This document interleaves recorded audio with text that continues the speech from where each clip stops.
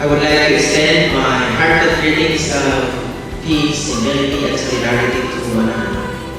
Kumusta ato mga teachers sa Manila Guan District? Okay, right? Mura, hindi na ito ma-feel nung inclusive na. Kay karon June, karon mong taron ka na getting ready for the start of the class. Pero sa ato ang kapanahonan karon ang June, nag-training pa ta, kabulumang kon sa mga forms and the rest. So, gusto na akong i-welcome. So, good morning everyone. My salute to our district supervisor, Ma'am Maria Virgilia S. Pagalanon, to our school principals, both elementary and secondary, master teachers, head teachers, co-teachers, good morning. I believe that a good teacher can make education fun and purposeful. But a great teacher will also be a motivational tool in a student's success. Smile gabi sa mga kapadiha. Ina, hello, good morning! So, have a blessed day to one and all. So, once again, a pleasant day to each and everyone. So, for the presentation of our participants, so let's do it this way. So, let's do it by cluster. For we know, we are divided into clusters in Domingaguan districts. So, each cluster must think of a song, a nursery rhyme, or a nursery song about numbers. Sige, una gabi, either a song, tindog palilog,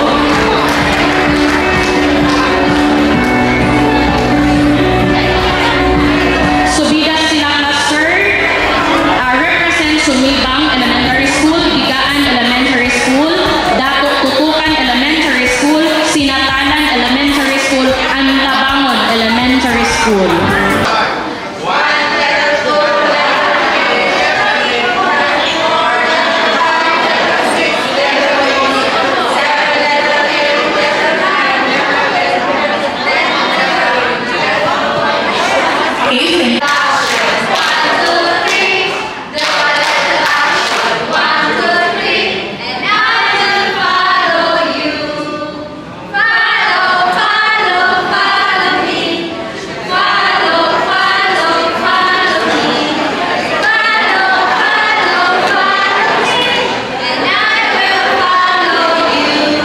Wow, that's 1, 2, bound the shoe.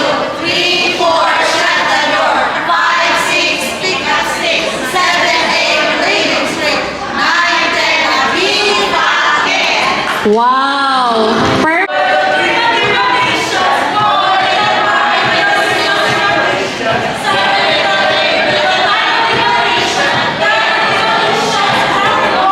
Sobra.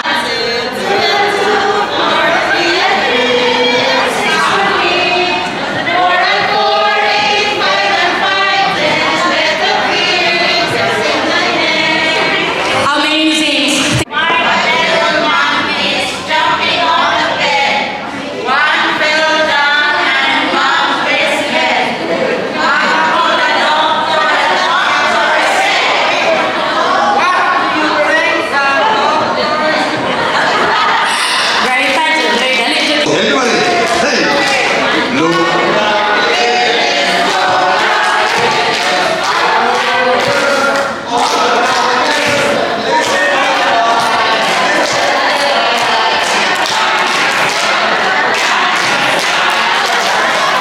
Mga pinakaligong facilitators.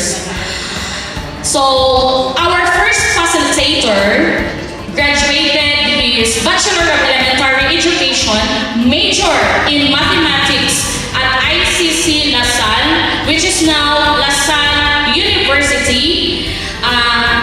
And nature in his character is the passion in numbers, aside from being a man of geologists. He is the overall math coordinator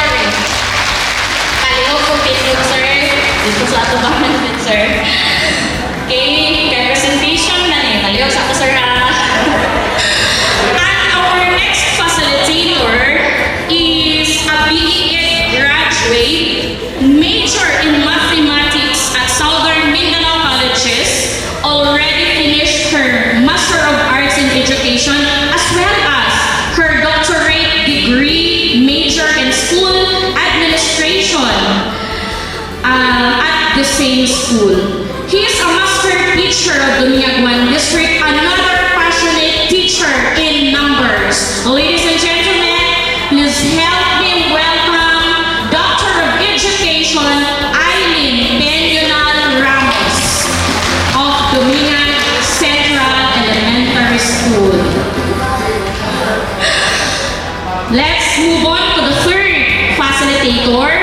He is a BS Ed graduate, major in mathematics at ICC LaSalle, now LaSalle University, and already finished her Master of Arts in Education, major in mathematics at AMI Colleges. Another very passionate teacher in math, a grade 7 mathematics teacher at Dumiag National High School. Ladies and gentlemen, the teacher 3 in math. Please help me welcome Ma'am Rizel Ledesma Bolete. O dili magpalupig ang atong batanon nga FASI. Our last but not the least is a Bachelor of Science in Secondary Education, major in mathematics at JH Cyril State College. She's presently taking her Master of Arts in Education, major in mathematics. She's a teacher 1 at Dumiag National High School, handling grade 7 learners. So, bago siya, but very passionate in teaching, especially in the field of mathematics. Ladies and gentlemen, please help me welcome Ma'am Lormel Margaha Bongo. Okay, a round of applause for our 4 facilitators for this 2-day training. And that would be all. God bless us all. My greetings to our school district supervisor, Ma'am Maria Virgilia S. Bagalanon, to the school principals, Sir, Ma'am, master teachers, head teachers, and co-teachers, good morning.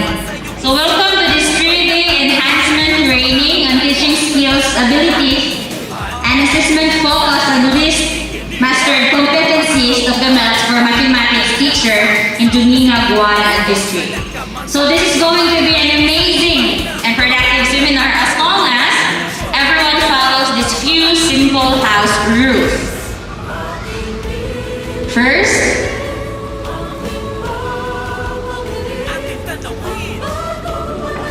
let us be on time. So more time means more learning. Led by a teacher from San Vicente Elementary School, Dr. Karen Apuch St. Cabilan. This make mathematics teaching obvious and wonderful, all for the benefit of our dear learners. Maayong buntag, daghang salamat.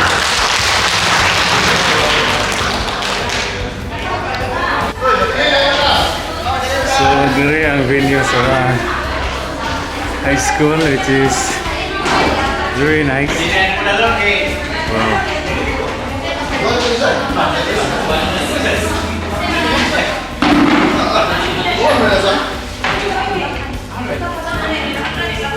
Gamaya na din high school, oy.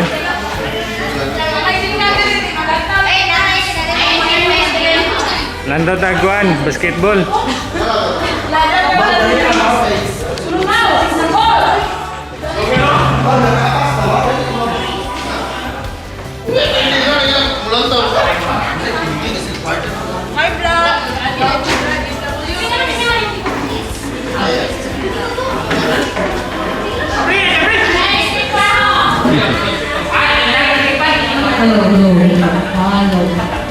Kumantag sa'yo.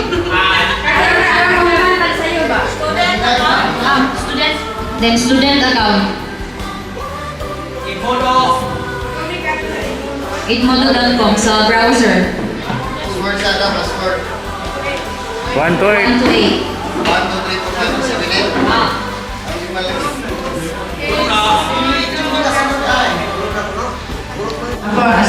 Marcos. Yes.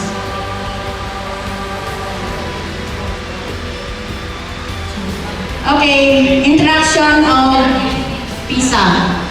PISA is the OECD's, Organization of Economic, lakas mo yung, sorry, gamayan ng slide, Cooperation and Development, or that is program for international students. So every 3 years, it tests 15 years old students for over the world in reading, mathematics, and science. So have you noticed last 3 years, previous years?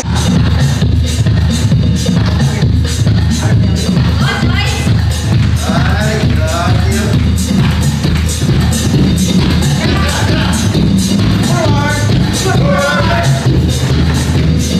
Next, students can watch with their convenience. So through the recorded lecture, so pwede lang ang bata kung wala internet. Mga kababayan, ang pambansang awit ng Pilipinas.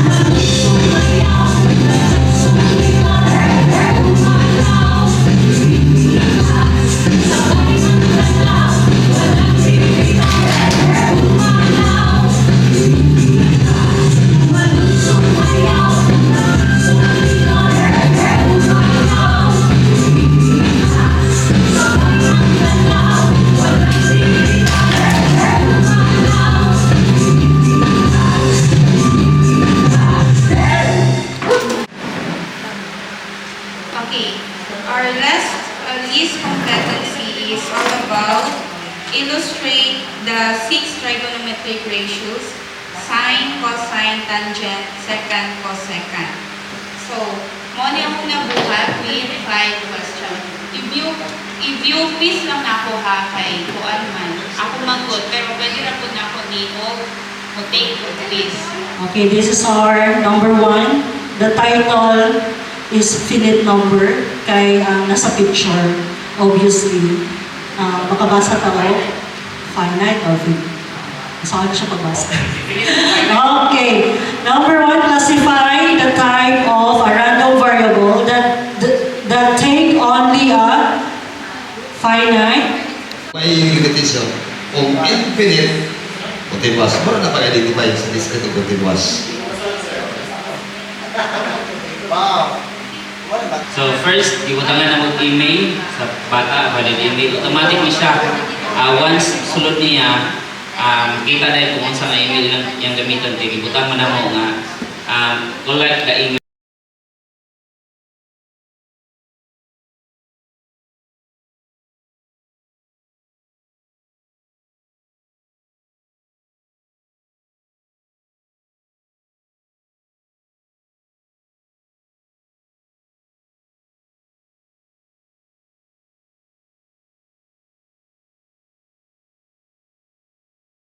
Competencies of MELS for mathematics teachers of Dominga 1 District.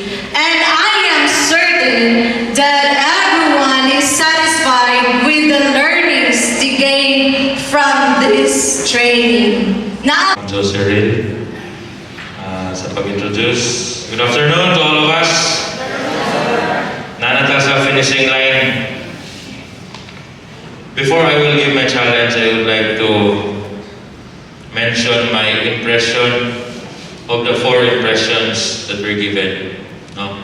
Makita na ito, lain-lain yun ang path, lain-lain ang linya sa matag usa. No? Lahi ang focus sa kang Ma'am Libertine, lahi po ng focus sa kang Ma'am Luisa, sa kang Sir Damas, o sa kang Idol Mario Bulletin. Yeah. Nindot kayo ang ilang pagpadagan sa impression kaya nakabase sa aktual na nangitabo. Of course, ay pagkapit ng Sir Mario ng mga Bible verses na magamit na to sa matag adlaw. So thank you kayo ninyong upat.